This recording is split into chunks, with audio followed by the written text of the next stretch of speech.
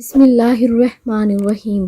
زینب T V کی طرف سے آپ لوگوں کے ساتھ رسول اللہ صلی اللہ علیہ وآلہ وسلم کا بہت ہی پیارا فرمان شیئر کرنے جا رہی ہوں۔